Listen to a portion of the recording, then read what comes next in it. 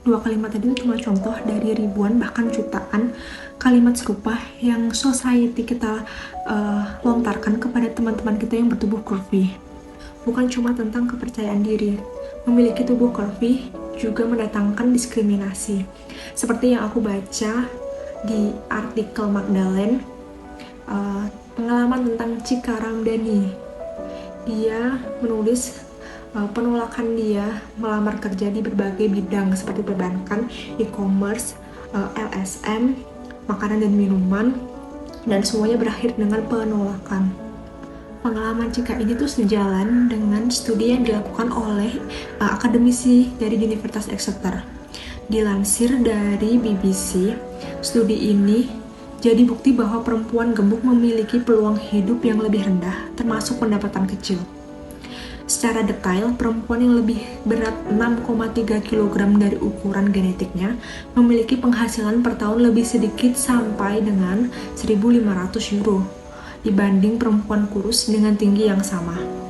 Apa yang Cika dan perempuan-perempuan yang memiliki tubuh gemuk lainnya merupakan bagian dari fat phobia atau ketakutan berlebih pada tubuh gemuk yang telah terjadi dan mengakar di society kita. Buat sebagian besar orang, sikap ini tuh bahkan sudah terinternalisasi. Terlihat sangat jelas tergambar di media mainstream kita yang melanggengkan stereotip orang-orang gemuk itu sebagai orang yang pemalas, tidak sehat, nggak menarik. Termasuk di dunia fashion yang sampai saat ini tuh masih punya PR besar dalam merangkul ragam bentuk tubuh. Atau dari budaya diet yang saat ini masih menghantui banyak perempuan.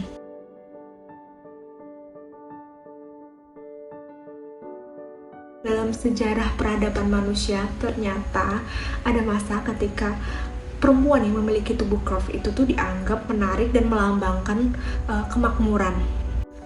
Christopher Ford, seorang profesor sejarah dari Universitas Kansas, menjelaskan dalam teksnya yang berbahasa Ibrani, Yunani, dan Romawi kuno bahwa masa ini tuh terlihat jelas di pahatan patung Dewi Aphrodite, yaitu patung Dewi kecantikan dan kesuburan.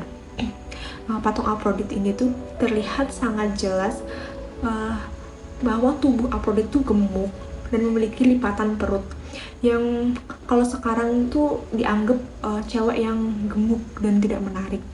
Tapi pada masa itu tubuh itu tuh disimbolkan untuk Dewi kecantikan dan kesuburan. Begitu pula pada awal abad pembaruan atau abad Renaissance, yaitu abad ke-14 sampai dengan 17 awal Masehi. Perempuan bertubuh gemuk yang memiliki lipatan perut, yang memiliki lengan besar atau berisi, dianggap menarik dan menghiasi lukisan-lukisan pada zaman itu. Anne Hollander, seorang ahli sejarah, dalam tulisannya di The New York Times menjelaskan bahwa Rubens, seorang pelukis pada zaman Renaissance, dikenal lewat lukisannya yang menonjolkan keindahan tubuh curvy atau fleshy beauty. Tubuh yang menandakan kemakmuran dan keindahan. Sehingga ketipisan tubuh dianggap kemiskinan, penyakit, dan usia tua. Begitu pula dengan Titian, seorang pelukis pada zaman Renaissance juga. Mayoritas karyanya itu menggambarkan perempuan bertubuh curvy. Salah satu karya yang terkenal dari dia itu adalah Venus and Organis and Little Dogs pada tahun 1550. Dalam lukisan itu, Titian menggambarkan seorang perempuan yang gemuk dengan lipatan perutnya, dengan lengan dan paha yang pelampi.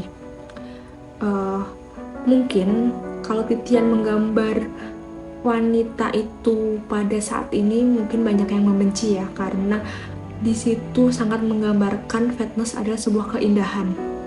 Tapi di masa itu lukisan-lukisan ini dianggap terlalu cantik untuk diperlihatkan di publik, sehingga beberapa orang yang membeli lukisan Titian menaruh lukisan-lukisan ini tuh di tempat-tempat tersembunyi untuk dinikmati sendiri. Di Asia sendiri dituliskan oleh Ancient and Oriental, sebuah perusahaan pemasok barang antik dan koin yang terkemuka di London, menuliskan bahwa pada zaman dinasti Tang yang ada pada abad 618 sampai dengan 907 Masehi, bahwa pada zaman itu wanita yang bertubuh curvy dianggap lebih cantik dan menarik.